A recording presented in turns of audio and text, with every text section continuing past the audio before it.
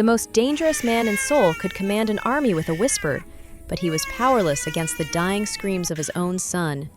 Until a stranger from across the aisle did the one thing his guards, his money, and his legacy couldn't. She saved the heir to the throne with a single, breathtaking act of mercy. But as the plane descends into the neon shadows of Seoul, Rachel realizes that saving the boy was the easy part. Surviving the father's gratitude is where the real danger begins. Step inside the dragon's lair and witness a bond forged in blood and milk. Subscribe now to see how far a man who owns everything will go to keep the woman who saved his world. The infant's screams tore through the first-class cabin like a blade through silk, sharp and unrelenting. Every passenger within earshot flinched, turned their faces toward their windows, or buried themselves deeper into their noise-canceling headphones. But none dared to complain. Not when they saw the man holding the child.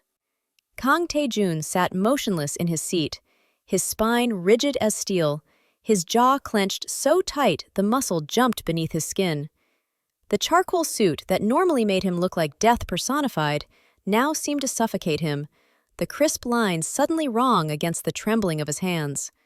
His eyes, those eyes that had sentenced men to disappear with nothing more than a glance, held something foreign, something that didn't belong in the face of the dragon of Seoul. Terror. The baby, his son Min-ho, continued to wail, the sound growing weaker, more desperate. 2 months old and already the heir to an empire built on fear and blood. 2 months since the Kang family lost its matriarch under circumstances Tae-jun would kill to keep buried. 2 months since the most ruthless man in the Korean underworld had become something he'd never imagined. Helpless.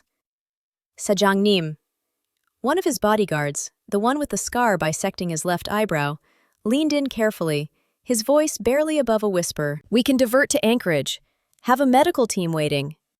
"No." Tae-jun's voice was still wrapped in silk, still carrying the authority that made grown men weep. "We stay on schedule." But Min-ho didn't care about schedules. He didn't care that his father controlled the Kangpei with an iron fist, that politicians crossed the street rather than meet his gaze, that entire bloodlines had been erased from history with a single phone call. The infant only knew agony, the kind that turned his tiny face purple, that made his body arch and convulse in ways that no baby should move. Tae-jun had tried everything. Bottles prepared by the private physician who would meet them in Seoul. Formulas that cost more per ounce than champagne. Rocking motions that felt unnatural in arms more accustomed to breaking bones than cradling life. Nothing worked. 4 rows back, Rachel Carter heard those dying screams and felt something crack open inside her chest. Her body responded before her mind could intervene, her breasts aching with phantom letdown, her arms moving unconsciously to cradle empty air.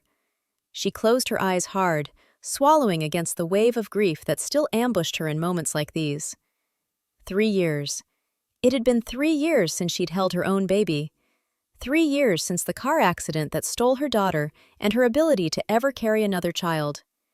Placental abruption, the doctors had said, as if clinical terms could somehow dull the memory of waking up in a hospital bed with empty arms and a hollow womb. Rachel had been traveling to Seoul for a pediatric trauma conference, trying to rebuild a life from the wreckage of the old one. She was a pediatric specialist, one of the best.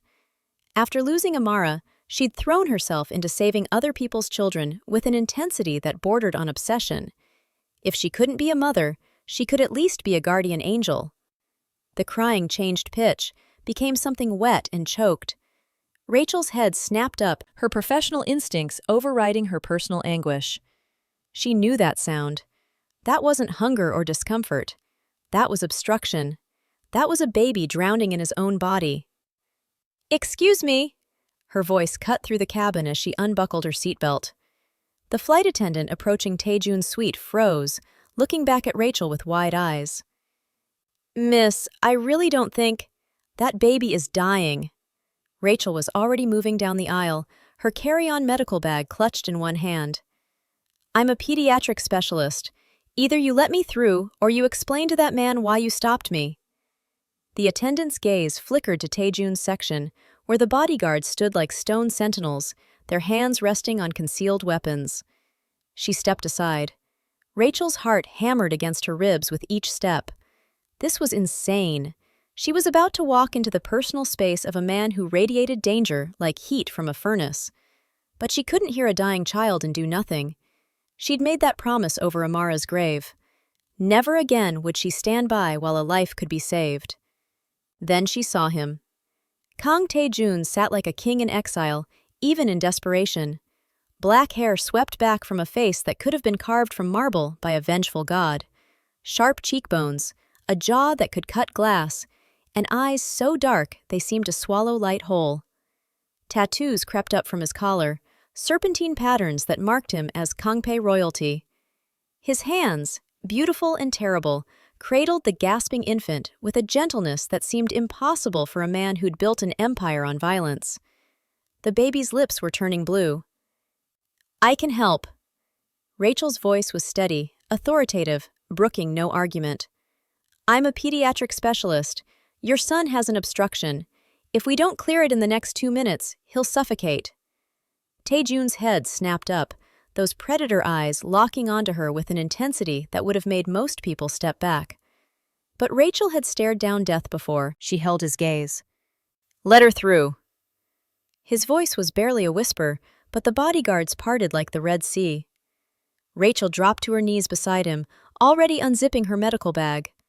Her hands moved with practiced precision, penlight to check the airway, fingers gently probing the infant's abdomen, listening to the desperate, whistling breaths.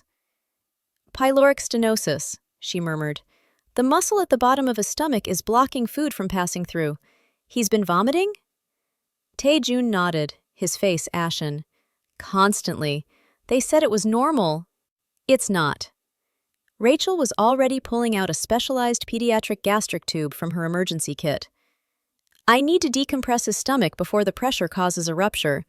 This is going to be uncomfortable, but it will save his life." She didn't wait for permission. Her fingers moved with the confidence of someone who'd performed this procedure 100 times, guiding the thin tube through the baby's nostril, down his throat, into the distended stomach. The moment it was in place, she attached a syringe and began to gently aspirate. The relief was immediate. Min-ho's screams faded to exhausted whimpers. Color began to return to his lips.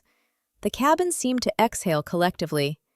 Rachel looked up and found Kang Tae-jun staring at her with an expression she couldn't name. It wasn't gratitude. It was something darker, something that made the air between them feel charged with electricity. "He'll need surgery within the next 24 hours, she said quietly, beginning to clean up. "But he's stable now. You should— What is your name?" His voice was soft, dangerous, intimate. "Rachel. Rachel Carter." Rachel Carter. He repeated it like a prayer, like a curse. "You have saved the heir to the Kang bloodline. In my world, that creates a debt that cannot be repaid with money." Something in his tone made her pulse spike. "I don't want anything. I'm just doing my job." The corner of his mouth lifted in something that might have been a smile on a different man. On him, it looked like a promise. "In my world, Miss Carter, debts are not optional. They are eternal."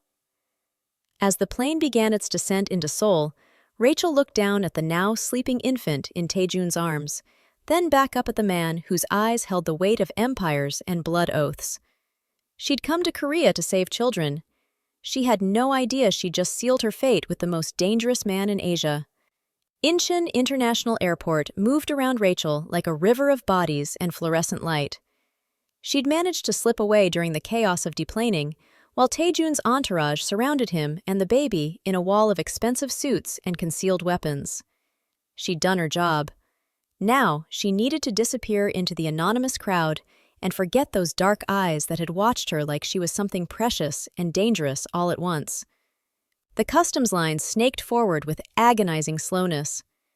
Rachel clutched her passport, willing herself to blend in, to become invisible. Just a few more minutes, and she'd be through, collecting her luggage, catching a taxi to her hotel. The conference started tomorrow. Life would return to normal. "Miss Carter." The voice came from behind her, smooth as silk over a knife's edge. Every cell in her body went rigid. Rachel turned slowly. Taejun stood 3 feet away, Minho sleeping peacefully in a designer carrier against his chest. His bodyguards flanked him in a loose perimeter, their presence causing other travelers to unconsciously veer away, creating a bubble of empty space in the crowded terminal. "Mr. Kang." She kept her voice professional, neutral. "Is your son all right?" "Because of you." He moved closer, and she caught the scent of him, expensive cologne cut with something darker, more primal. "My physician has confirmed your diagnosis. Minho is being prepped for surgery at Samsung Medical Center within the hour." "I'm glad." She turned back toward the customs line. "I hope everything goes well." His hand caught her wrist. Not hard, not threatening, but absolute. The touch sent electricity racing up her arm. "Where are you going, Miss Carter?" "To my hotel. I have a conference." "No." The word was soft, final. "You're coming with me." Rachel pulled her hand free, her professional calm fracturing. "Excuse me?" "You saved the heir to the Kang family." His eyes held hers with an intensity that made breathing difficult. "In my world, that creates uiri, a debt of honor that binds us together. You are now under my protection." "I don't need protection. I'm just here for a medical conference." "You became visible the moment you touched my son." Taejun's voice dropped to something almost gentle, which somehow made it more terrifying. 37 people on that flight saw you save him. By now, every syndicate in Seoul knows a Black American woman saved the dragon's heir. My enemies will already be searching for you, some to use you against me, others to eliminate you as a symbol of my weakness. The fluorescent light suddenly seemed too bright, the crowd too close. "You're trying to scare me." "I'm telling you the truth." He shifted Minho slightly, his hand protective over the baby's head. "You have 2 choices, Miss Carter. You can walk through those customs gates alone, and I give you 72 hours before the Seijin Syndicate finds you. Or you accept my gratitude and live." Rachel's medical bag suddenly felt heavy in her grip. "This is insane. I saved a baby on a plane. That doesn't make me part of your world." Something that might have been respect flickered across his face. "You stopped being separate from my world the moment you defied my guards, walked into my space, and put your hands on my son. That kind of courage has consequences, Miss Carter. Beautiful, terrible consequences." 2 men in dark suits materialized on either side of her, their presence somehow both protective and imprisoning. Taejun's smile was razor-thin. "Please, let me show you proper Korean hospitality. The dragon's gratitude is not something you refuse." It wasn't a request. It had never been a request. Rachel looked at the sleeping baby, then back at the man who held him. In his eyes, she saw something that made her chest tighten. Not cruelty, but absolute certainty. He believed every word he'd said. And worse, looking at the cold calculation of his bodyguards, the way security personnel gave them a wide berth, she was starting to believe it too. "How long?" Her voice came out steadier than she felt. "Until Minho's surgery is complete." He paused. "And until I'm certain you're safe." Which, Rachel realized with sinking dread, could mean anything from days to forever. She thought about arguing, about making a scene, about demanding to speak to the American embassy. But something in the set of Taejun's shoulders, in the way his men had already positioned themselves to guide her away from customs, told her this particular battle was already lost. "Fine," she whispered, "but only until the baby is safe." Taejun's smile deepened, and for the first time since meeting him, Rachel saw genuine warmth in those predator eyes. "Of course, Miss Carter, only until then." He was lying. They both knew it.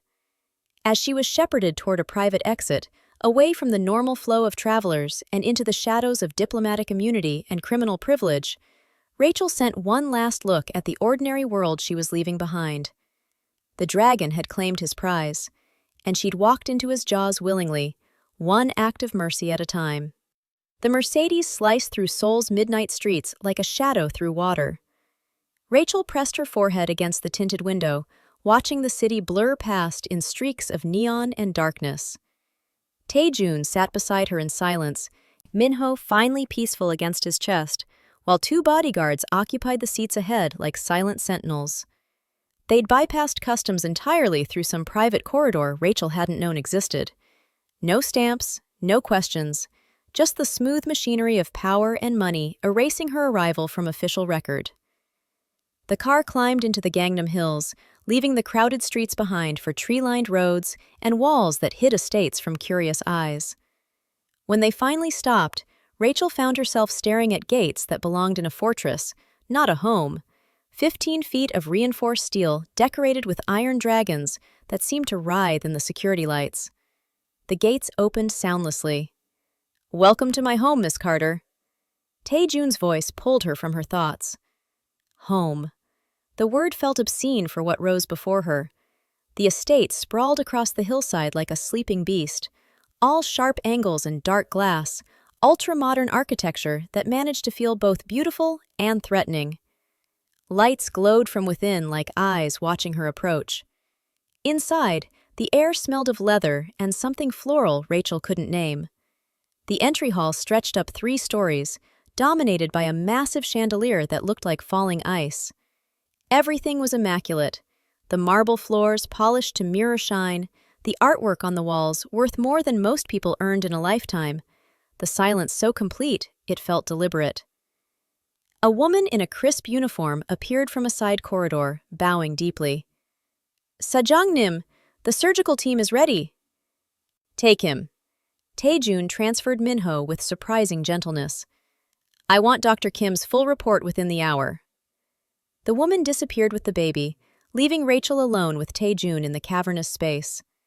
Without Minho between them, the air felt different, charged. "Let me show you to your quarters." He moved toward a floating staircase that seemed to defy physics.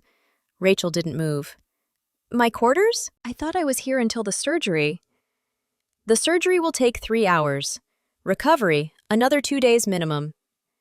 He paused on the first step, looking back at her. "Surely you want to ensure your patient survives the procedure. As a medical professional?" The trap closed with velvet softness. Of course she wanted to make sure Minho was all right. Of course she couldn't just leave a baby she'd saved to face surgery alone. 2 days, she said firmly. "Then I'm going to my conference." His smile was answer enough. The penthouse suite he led her to occupied the entire top floor. Floor-to-ceiling windows offered a view of Seoul spread out below like a circuit board of light. The bedroom alone was larger than her entire apartment in Chicago. Everything was pristine, untouched, waiting. "This wing is private," Taejun said, gesturing to the space. "My quarters are on the opposite side. The staff won't disturb you unless you call. There's a secure phone on the nightstand. Press 1 for anything you need." Rachel turned slowly, taking it in. The luxury, the isolation, the cameras she spotted discreetly positioned in 3 corners. "I'm a prisoner." The words came out flat, final. "You're a guest." His voice remained silk smooth. "An honored one." "Honored prisoners are still prisoners." Something flickered across his face. Respect, perhaps, or recognition of a worthy opponent. "Tomorrow, you'll see Minho after his surgery. The physician will want your consultation. Then we'll discuss your situation more thoroughly." He moved toward the door, then paused. "My mother once told me that saving a life creates a red thread between souls, invisible, unbreakable, binding them across time and distance." His dark eyes found hers. "You saved my son's life, Miss Carter. That thread now ties you to the Kang family, whether you accept it or not." The door closed with a soft click. Rachel heard the lock engage from the outside. Electronic, quiet, absolute. She walked to the window and looked out at Seoul glittering in the darkness. Somewhere in this fortress, surgeons were cutting into the baby she'd saved. Somewhere below, guards patrolled the grounds. And somewhere in the opposite wing, the most dangerous man in Korea was probably watching her on those discreet cameras, satisfied that his dragon gates had closed behind another prize. Rachel pressed her palm against the cold glass. She'd spent 3 years saving children to fill the void Amara left behind. She'd never imagined one of them would belong to a monster, or that saving him would cost her everything she had left, including her freedom. Rachel woke to Soul's dawn bleeding gold across her prison. She'd barely slept, her mind racing through escape scenarios like running medical protocols. The locked door, the cameras, the guards she'd heard patrolling beneath her window throughout the endless night. Minho's surgery had gone perfectly. She'd confirmed that much through the secure phone at 3 a.m. when sleep proved impossible. The baby was in recovery, stable, already showing signs of improvement. Her job was done. It was time to leave. She'd dressed in yesterday's clothes, pulled her hair back with clinical efficiency, and was reaching for her medical bag when the door unlocked with a soft electronic chime. A different woman in uniform entered with a breakfast tray, delicate porcelain, food arranged like art. "Sajangnim requests your presence in his study at 9 o'clock, the woman said with a bow, then disappeared before Rachel could respond. Request? As if she had a choice. At precisely 9, Rachel descended the floating staircase, her footsteps echoing against marble. A bodyguard materialized to guide her through corridors that twisted like a maze, past rooms she glimpsed only briefly.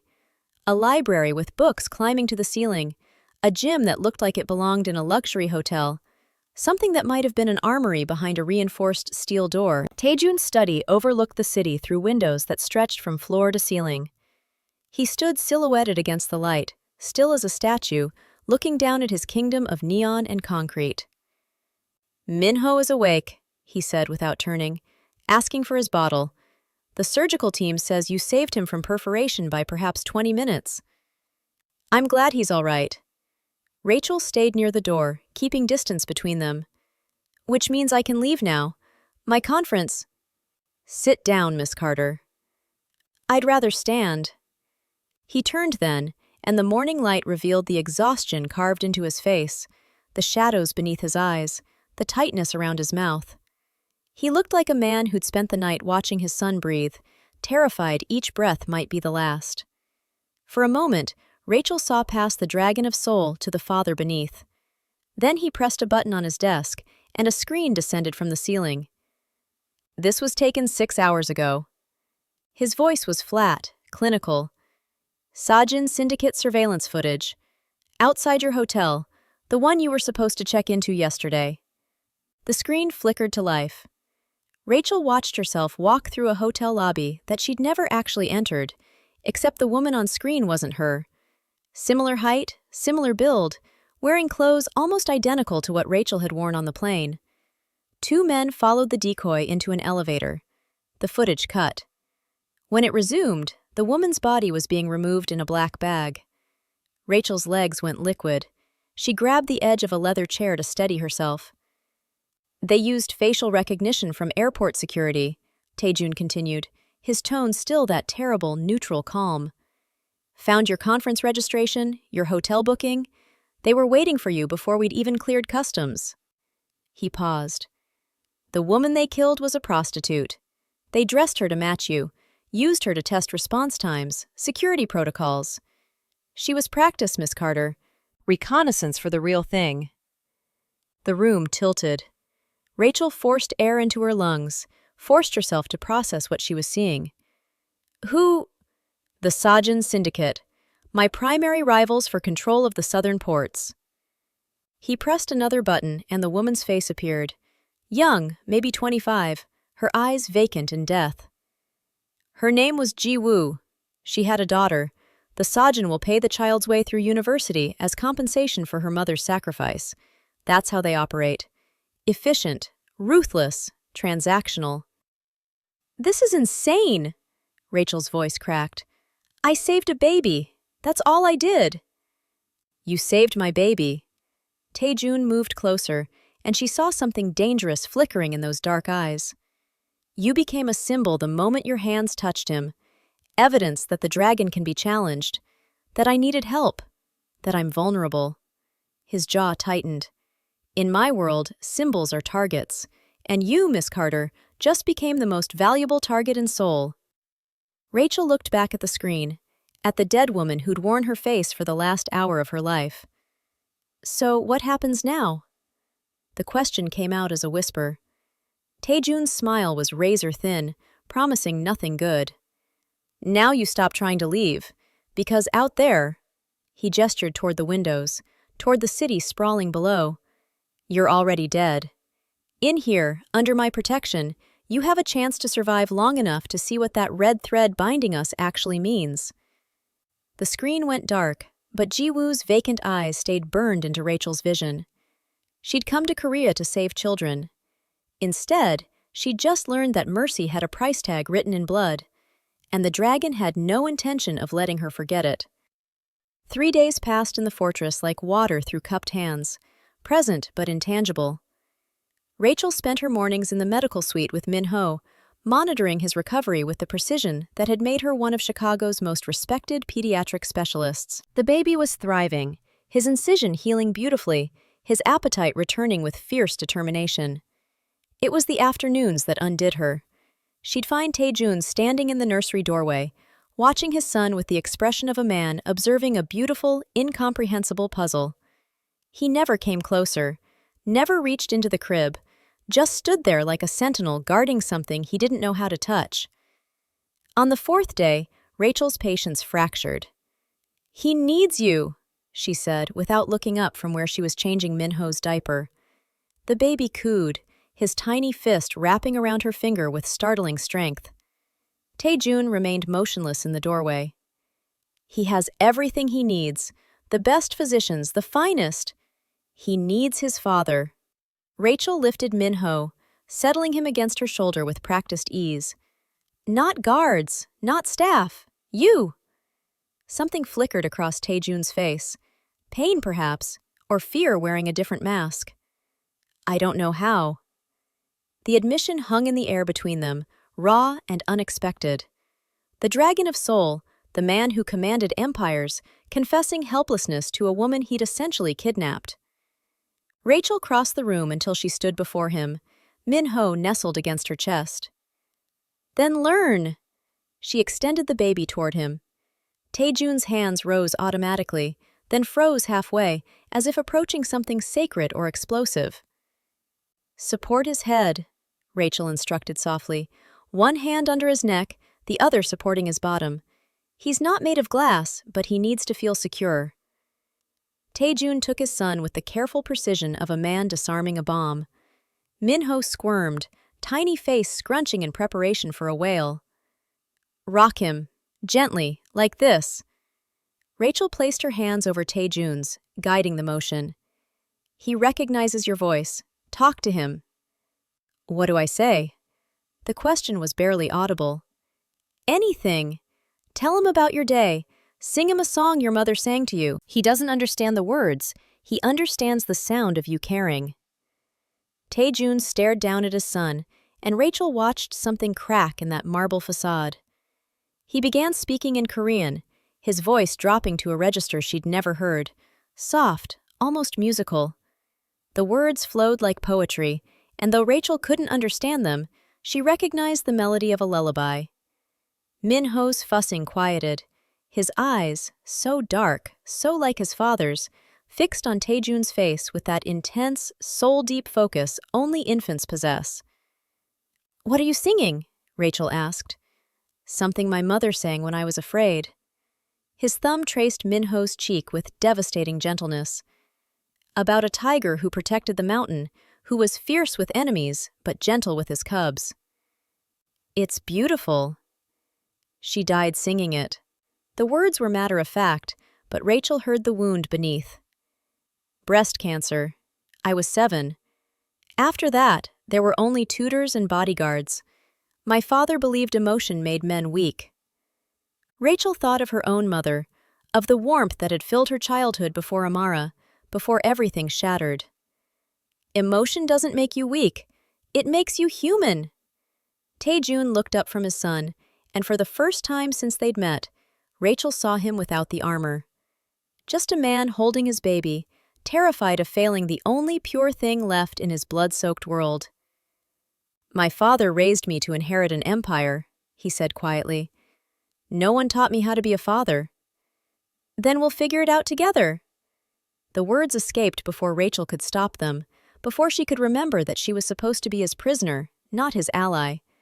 But watching him hold Min-ho with such careful reverence, watching the dragon of soul transform into just a man who'd lost his mother too young and didn't know how to love without destroying, Rachel felt something dangerous shift in her chest. The red thread Tae-jun had spoken of, invisible and binding. She was starting to feel it pull. Min-ho yawned, a tiny sound of perfect contentment, and nestled deeper into his father's arms. Tae-jun's expression transformed into something Rachel had no name for. Wonder mixed with terror, mixed with a fierce, protective love that made her throat tight. "Thank you," he whispered, though Rachel wasn't sure if he was talking to her or to his sleeping son. She stepped back, giving them space, giving Tae-jun permission to have this moment without witness. But as she left the nursery, Rachel couldn't shake the feeling that she'd just crossed a line she couldn't uncross.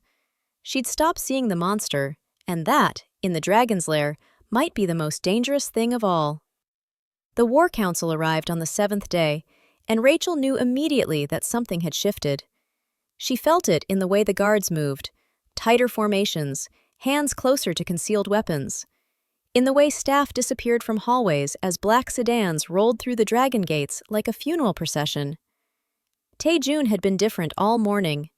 The warmth she'd glimpsed in the nursery had frozen back into marble, his shoulders carrying a tension that made the air around him feel combustible. "Stay in your quarters," he'd told her at breakfast, his voice stripped of anything human. "Today is not a day for softness." Rachel had retreated to her gilded cage, but the penthouse windows gave her a clear view of the circular drive below. She watched the cars arrive, 6 of them, each disgorging men in expensive suits who moved like predators circling a kill. Hours passed. Rachel tried to read, tried to focus on the medical journals she'd requested, but her attention kept drifting to the sounds filtering up from below. Raised voices, the sharp report of a fist hitting wood, silence that felt like held breath. Then footsteps in the hallway. Running. The door burst open. One of Tae-jun's guards, the scarred one, stood in the threshold, his face professionally blank but his eyes urgent. "Sajangnim requests your presence. Now!" Rachel's stomach dropped. "What's happened?" "Now, Miss Carter." She followed him down the floating staircase, through corridors that seemed to have multiplied since morning, into a wing of the estate she'd never seen. The air here smelled different, cigar smoke and expensive cologne, and something darker.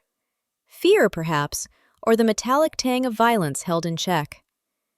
The conference room was all dark wood and leather, dominated by a table long enough to seat 20.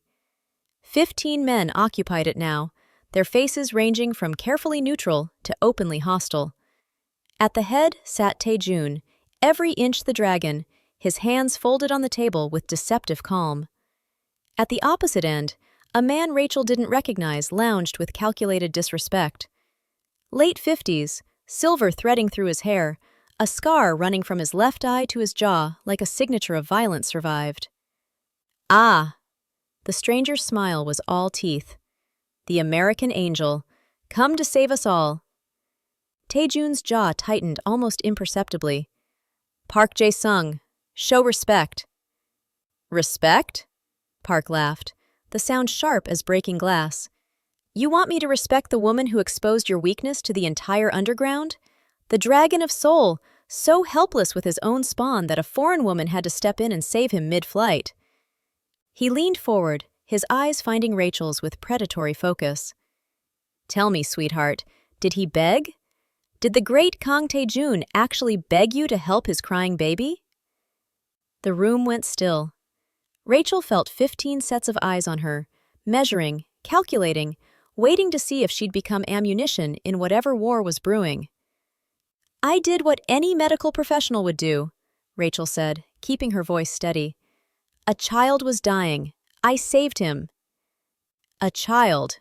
Park's smile widened. "Not just any child, the heir to the Kang Empire. And now you're here, under his roof, playing house with the dragon's whelp."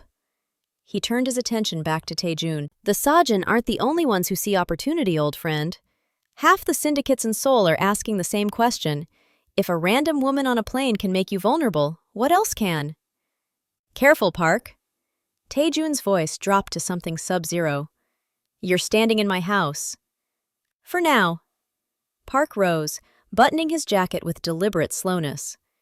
But houses burn, Taejun, and men who show weakness in our world, they don't get to keep their thrones long.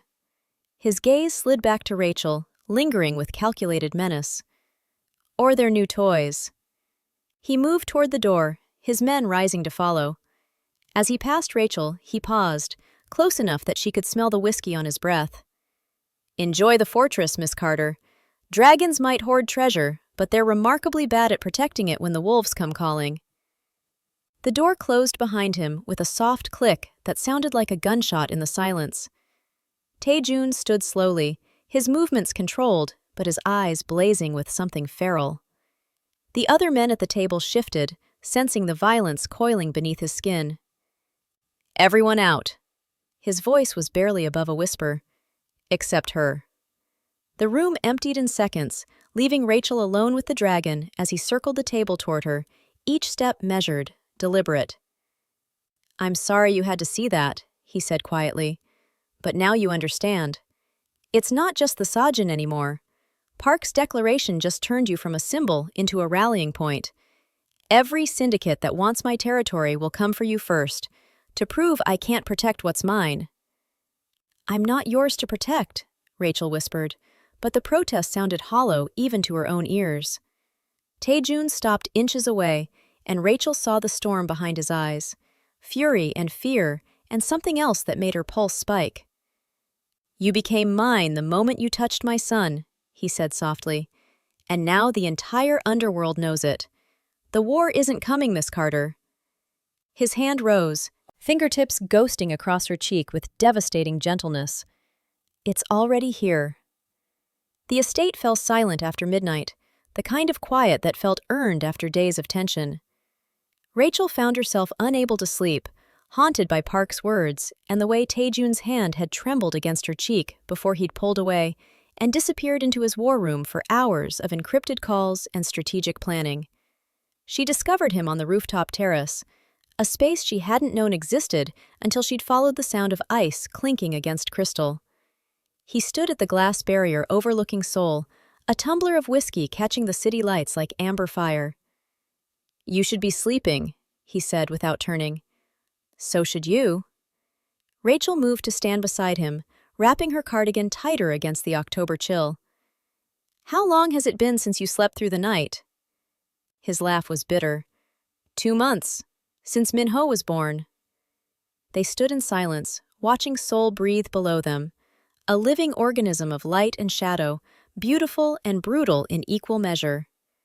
Her name was Yoon So-yeon, Taejun said suddenly, his voice low.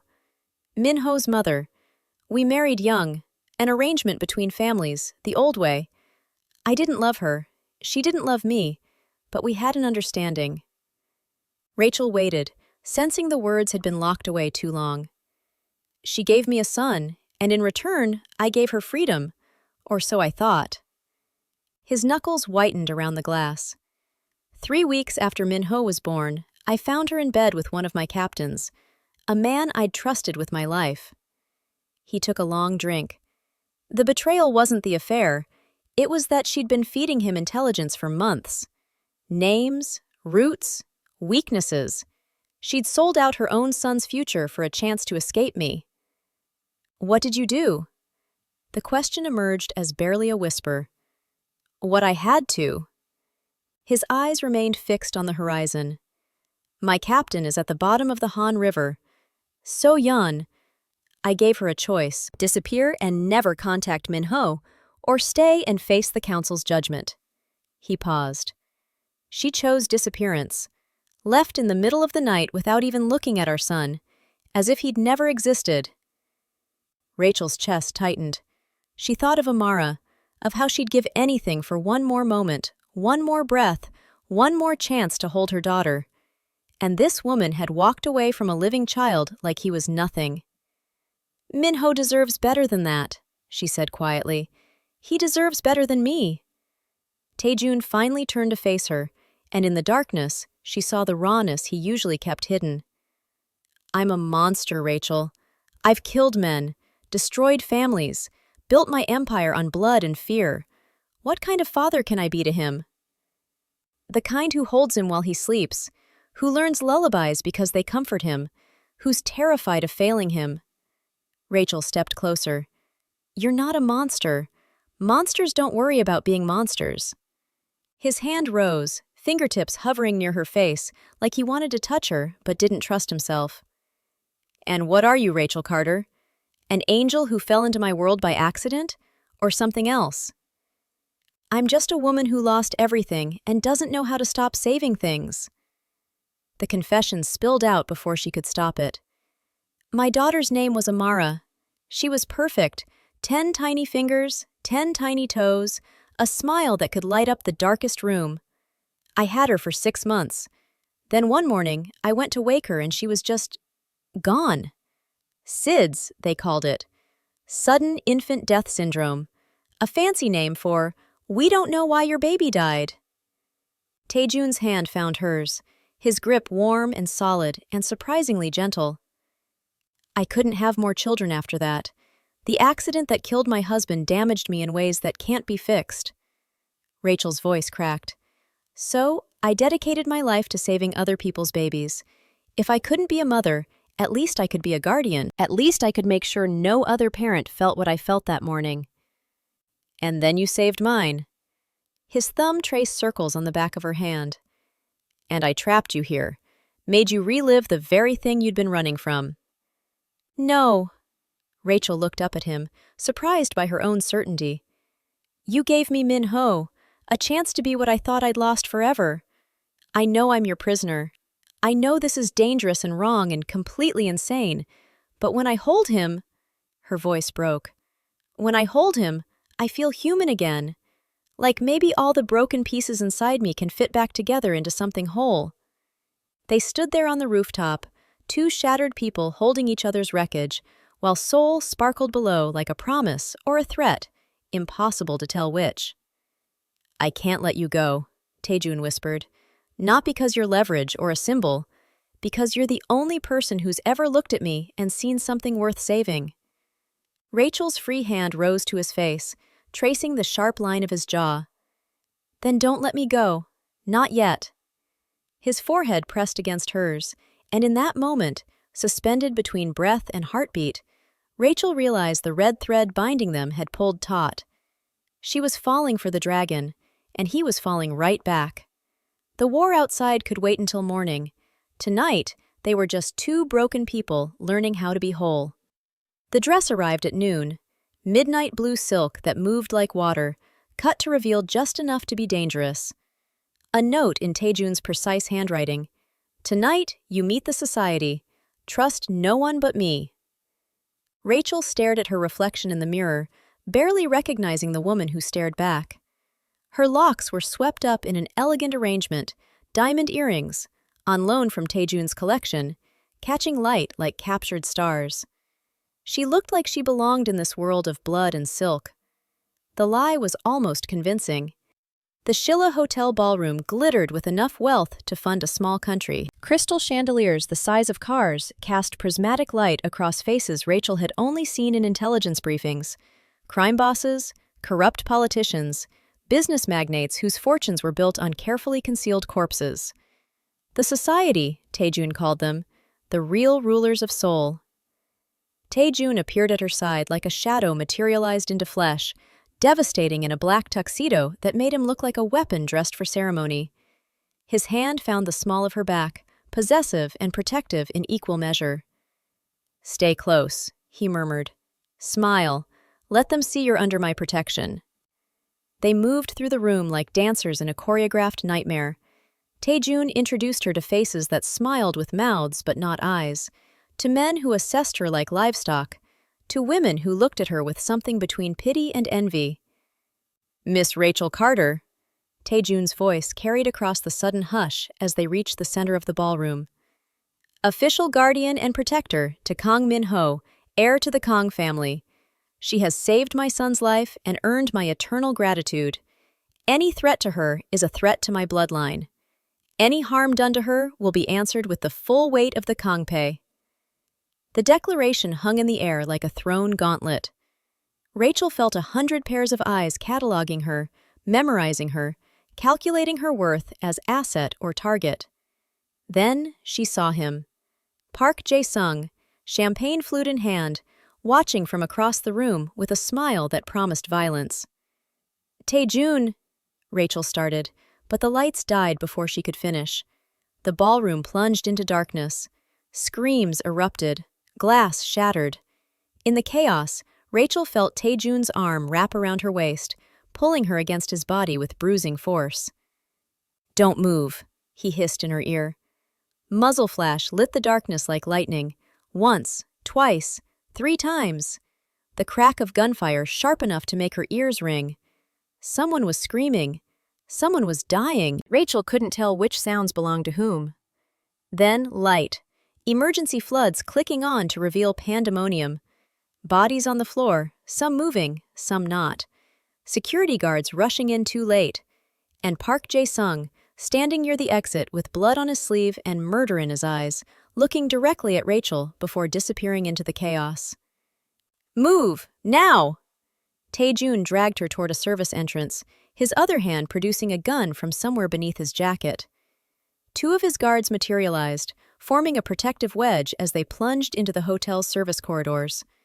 Behind them, more gunfire. Shouts in Korean, the sound of pursuit.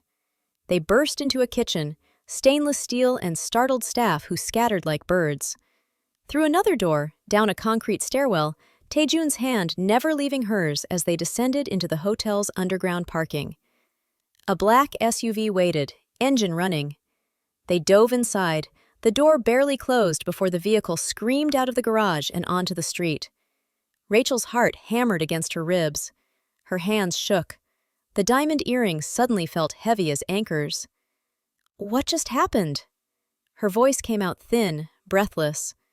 Tae-jun was on his phone, barking orders in Korean too rapid for her limited understanding. When he finally lowered it, his face was carved from stone. "Park made his move. 3 of my men are dead, 5 of his." He looked at her, and Rachel saw something she'd never seen before in those dark eyes. Fear. "He wasn't aiming for me, Rachel. Every bullet was trajectory toward you." The reality hit like ice water. "He tried to kill me in a room full of witnesses.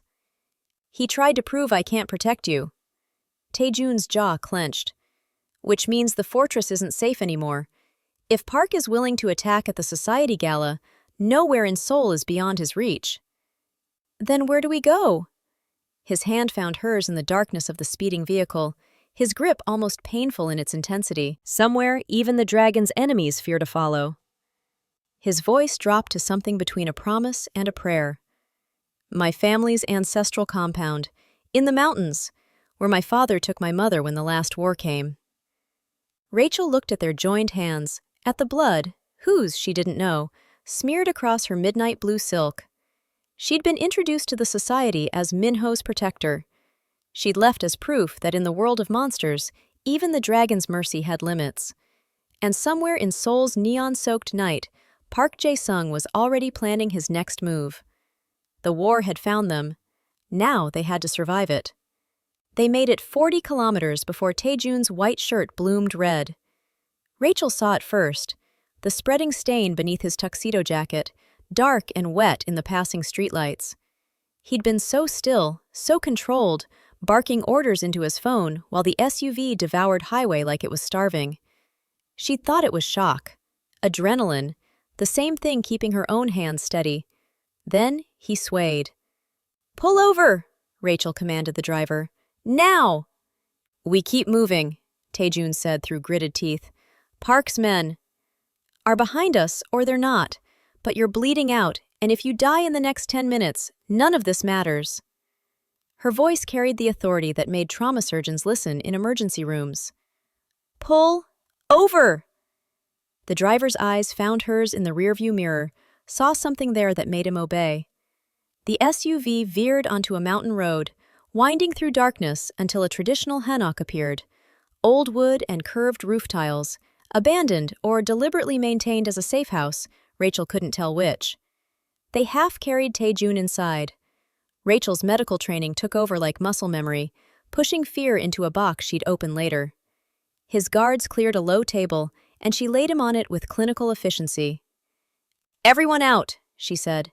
"Except one of you. I need light and supplies." The scarred guard remained, producing a tactical flashlight and a first aid kit that looked military-grade. Rachel stripped Taejun's jacket away, cut through his shirt with scissors that appeared in the guard's hand. The bullet had entered just below his ribs, angled upward. Exit wound in his back. Good. Through and through meant no retrieval surgery, but the placement made her stomach drop. Liver, potentially. Kidney. Major blood vessels. How bad? Taejun's voice was already thready, his skin going pale. Bad enough. Rachel's hands moved with practiced precision, packing the wound, assessing damage. "You're going into shock. I need to stop the bleeding and get fluids into you, or you won't make it to a hospital." "No hospitals." His hand caught her wrist with surprising strength. "Park has people in every emergency room in Seoul. I go to a hospital, I'm dead within the hour." Rachel looked at the wound, at the blood soaking through her makeshift packing, at the man who'd kidnapped her and protected her and taught her that monsters could cradle babies with devastating gentleness. "Then I do this here," she met his eyes. "But I need you to trust me completely. This is going to hurt like nothing you've ever felt, and if I'm wrong about the trajectory, you die on this table. I've trusted you since the plane." His smile was pale, edges blurred by pain. "Not stopping now." Rachel turned to the guard.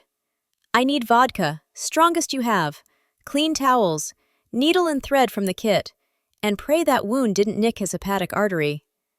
The next hour existed outside time.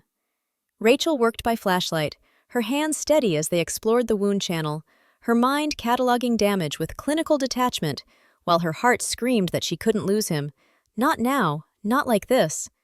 She found the bleeder, a small arterial branch, nothing catastrophic but enough to kill him slowly. Her fingers worked inside his body with the precision of 10,000 hours of training, cauterizing with supplies never meant for field surgery, packing and repacking until the bleeding finally, mercifully, slowed. Then came the stitching. Layer by layer, inside to out, her hands moving in a rhythm older than civilization. Flesh to flesh, wound to closure, death held at bay by needle and thread and stubborn human will. Taejun never screamed, never begged her to stop, but his hand found hers between procedures, and she felt him trembling, felt the way his breath came short and sharp, felt him trusting her with the only thing he had left, his life. When she finally tied off the last suture, dawn was breaking through the hanok's paper windows. Taejun's breathing had steadied, his color was returning, the bleeding had stopped. Rachel collapsed beside the table, her hands shaking now that the adrenaline was crashing, her surgical gown, someone's spare shirt, soaked through with his blood. "You saved me." His voice was rough, wondering. "Again." "I'm a doctor." She didn't look at him, couldn't. "It's what I do." His fingers found her face, turning her toward him with gentle insistence. "No, you could have let me bleed. Let Park's bullet finish what he started. Walked away free." His eyes held hers with an intensity that made breathing difficult. "Instead, you put your hands inside me and stitched me back together. That's not duty, Rachel, that's love." The word escaped before she could stop it, raw and true and terrifying. Taejun's expression transformed into something that had no name, wonder and fear and fierce possession all tangled together. "Then we're both damned," he whispered, "because I fell for you the moment you walked into my nightmare and saved my son like you were sent by fate itself." Rachel's hand pressed against his chest, feeling his heartbeat strong and steady beneath her palm. Proof that mercy and skill and desperate love could cheat death one more time. "Rest," she murmured. "We'll figure out what we are when you're not bleeding." But they both knew the truth. She'd stopped being his prisoner the moment she'd chosen to save him instead of flee. Now, they were something more dangerous. They were each other's. Tae-jun healed with the stubborn resilience of a man who'd survived worse. 5 days in the mountain safe house, then the move to the ancestral compound, a fortress carved into granite cliffs where generations of Kang men had brought their families when the world outside became too dangerous. Rachel spent her days with Min-ho in the compound's gardens, watching him discover autumn leaves with wonder-filled eyes, while Tae-jun orchestrated his counteroffensive from a war room that hummed with encrypted communications and strategic fury. Park Jae-sung had overplayed his hand. The society didn't forgive attacks on sacred ground. On the 7th morning, Rachel found Tae-jun waiting for her in the Eastern Pavilion, where dawn painted Seoul in shades of gold and smoke far below. 2 items sat on the low table between them, a first-class plane ticket to Chicago and a small velvet box. Her heart stopped. "I had these prepared 3 days ago," he said quietly. "Been trying to find the courage to show you ever since." Rachel stared at the ticket. Her name, tomorrow's date, a return to everything she'd left behind, her apartment, her career, her carefully constructed life of professional distance and managed grief. Freedom! The thing she'd demanded since the moment the dragon gates closed behind her. "The ticket is real," Tae-jun continued. "One way, first class. A wire transfer to your account, enough money that you'll never need to work again unless you want to. New identity documents if you prefer. Protection details to ensure you make it home safely." He paused. "Park is dead. Killed by his own men after the society voted him Ryong-wi, an exile with a death mark. You're safe now, Rachel. You can go home." She should have felt relief. Instead, she felt her chest cracking open. "And the box?" Her voice came out barely above a whisper. Tae-jun opened it with hands that trembled slightly. Inside, a ring, white gold and diamonds arranged like stars, and at its center, a black pearl that seemed to hold entire universes within its depths. "This belonged to my grandmother. She wore it through 3 wars, 2 assassination attempts, and 50 years married to a man who ruled the Kangpe with an iron fist." He lifted the ring, and dawnlight caught in the diamonds like captured promises. "She told me once that the black pearl represented the darkness we're born into, and the diamonds represent the light we choose despite it." Rachel's hands were shaking now, her breath coming short. "I'm offering you a choice, Rachel Carter. Not as your captor, but as a man who fell in love with you somewhere between a dying baby's scream and your hands stitching my life back together." His eyes met hers, and she saw everything there: fear and hope and fierce, desperate love. "Take the ticket. Go home. Live the life you deserve, free of monsters and blood and midnight wars." He stood, moving to kneel before her with a grace that seemed impossible for a man who'd been shot a week ago. "Or take the ring. Stay with me. Be Min-ho's mother. Be my wife. Rule beside me as the new queen of a kingdom you never asked for, but transformed the moment you stepped into it." His hand found hers. "I can't promise you safety. I can't promise you normal, but I can promise you'll never be alone again. That every broken piece of you will have a home in the broken pieces of me." Rachel looked at the ticket, then at the ring, then past both to where she could hear Min-ho's laughter drifting from the gardens, where the baby who'd brought her into this nightmare was discovering butterflies with the pure joy only children possess. She thought of Amara, of the 6 months she'd been given and the lifetimes she'd lost, of 3 years spent saving other people's children because she couldn't save her own. She thought of the empty apartment waiting in Chicago, the silent rooms, the professional distance that kept her safe but left her hollow.